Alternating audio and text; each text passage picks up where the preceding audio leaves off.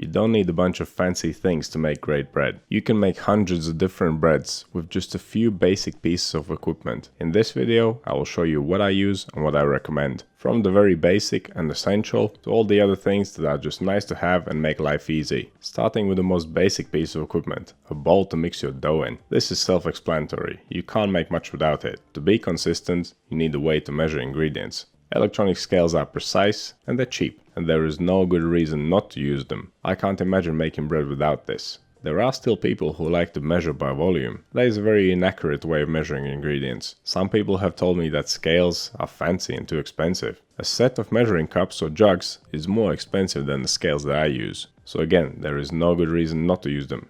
Another absolute essential is the dough scraper. This is as basic as it gets. It's just a piece of plastic, but it is so extremely useful. Mixing, dividing, shaping, scoring. It's the perfect shape to take the dough out of the bowl, and it can even be used for cleaning the table. Without this, I would not have a good time making bread. Weight is only one measurement for bread making. Temperature is another. If you want consistent results, you better check your temperatures. This is another extremely useful piece of equipment, not only for bread making, but also for cooking. I bought this probe several years ago. It has held up amazingly, and it works just the same as it did on the first day. I keep one of these little thermometers in my flour cupboard, so I always know what my flour temperature is, which will be pretty much the same as the room temperature. Two important temperatures, which help us perform correct temperature control when making bread. This thing costs a couple of bucks, so there is no good reason not to have one.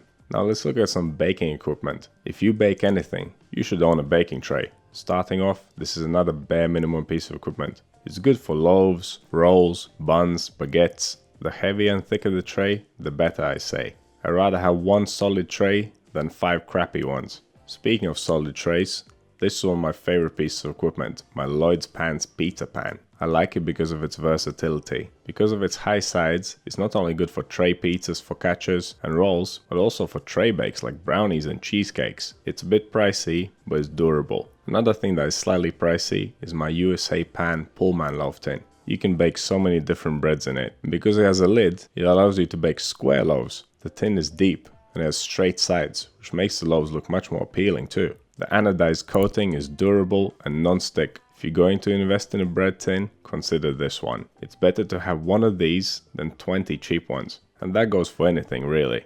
If it's versatile, high quality and durable, you can't go wrong with it. Now one tin I don't use very often, but I would recommend, is some type of good quality 1 pound loaf tin. So you can basically bake half a loaf. I've owned this one for a long time and the coating has held up perfectly. It is also very non-stick. Unfortunately, I could not add this to my Amazon shop because I just couldn't find it on Amazon. I think I bought it in my local supermarket, so you're just gonna have to find your own one if you're interested. And if you're going to make freestanding loaves, you might want to consider some bread baskets. They are definitely not essential, because you could just make your own bread basket from a bowl and a piece of cloth. But they are definitely nice to have. You can get them in different shapes and sizes. You can use them with the liner or without to create a different effect on the crust. These things are also very durable, and if you buy one, it will most likely last you a lifetime. I know I've never broken a bread basket. After the bread comes out the basket and before it goes in the oven, it might need scoring. So sometimes you'll see me use a lamb with a razor blade. The razor blade is an absolute essential because it's the best tool for scoring. However, the handle is just a nice thing to have, but it's not essential at all. You can just as well use a chopstick instead. The razor blades cost nothing, and you can use one blade for many bakes, so there's no good reason not to have them. If you want your bread to have good oven spring and a crispy thin crust, you need steam. Now home ovens are not designed for steaming, so when we bake at home, we need to improvise. And for me personally, the most efficient way of steaming breads that are not covered is by using a spray bottle with water. It is cheap and effective, just how I like it. Now if you can afford it, one of these cast iron pots will be a great investment. Using this, we can basically replicate the inside of a proper bread oven. The heavy cast iron heats up and bakes the bread evenly all around. And the lid traps the steam inside. It helps the bread expand more, and gives it a thinner and crispier crust. But it is not perfect. Its shape only allows us to bake round loaves or shorter oblong loaves. The 2 bread baskets I showed you earlier are perfectly sized for this pan. This is one of those pieces of equipment that is not essential, but it's really nice to have. And while it is pricey, it is extremely high quality.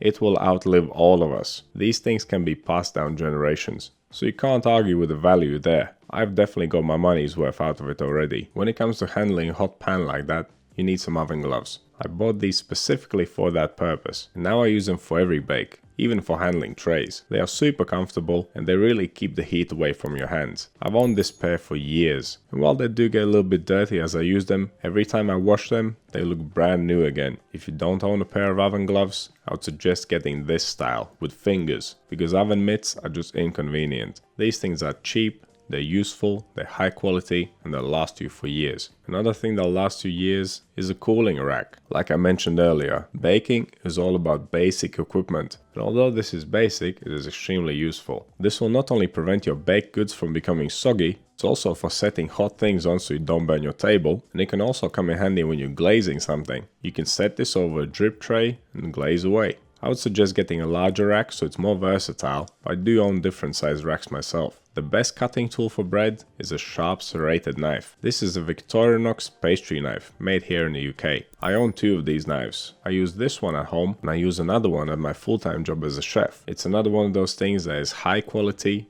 durable, extremely versatile, and good value for money. If you're thinking of getting a serrated knife, get one this style and not the one with pointy teeth, because those are only good for cutting bread and nothing else. And now let's look at some miscellaneous items, which I don't use all the time, but when I do need them, they come in really handy. A fine grater for citrus zest, or perhaps grating up some nutmeg. A small rolling pin, perfect for rolls and pastry. A brush, which is not only useful for glazing bread before it goes in the oven, but also after it comes out of the oven. A rubber spatula is great for mixing and scraping things out of bowls. It just helps you not waste ingredients. I actually have 2 of these, a small one and a larger one. They have held up pretty well too. I rarely use this offset metal spatula, but it is good for spreading all kinds of fillings onto dough. Not essential, but nice to have. And last but not least, the whisk. This would not have made the equipments list if I had not stopped kneading all my bread dough. Since I've turned all my recipes into no knead, the whisk has come in really handy. It is great for ensuring that all the ingredients are mixed in evenly.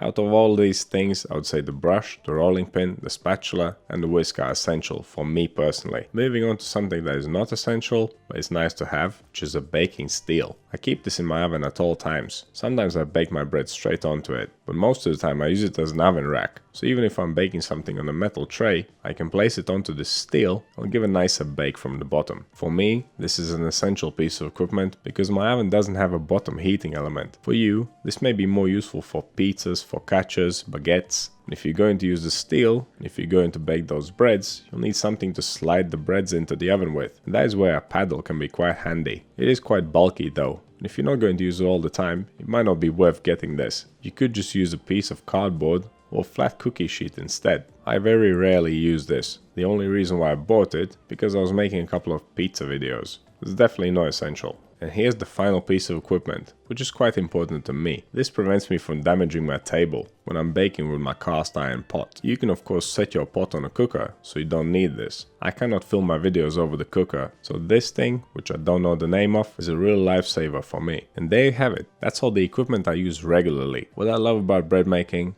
is that it doesn't require any crazy gadgets. If you have the bare minimum, a bowl, scales, a tray, an oven, you can just go and bake some great bread right now. If you want to be consistent in your baking, and if you want some more variety, then add a few more things to your toolkit. Most of it is affordable. The things that are more expensive, they are not essential. The combined value of all the items I showed you in the video is less than what I paid for my mixer, which is now only sitting in a corner and collecting dust. Like I said, there's no need for gadgets. If you are interested in getting any of these items, you can find them in my Amazon shops linked down below. It's not going to cost you any extra, and I'll get a little cut. It's a win-win.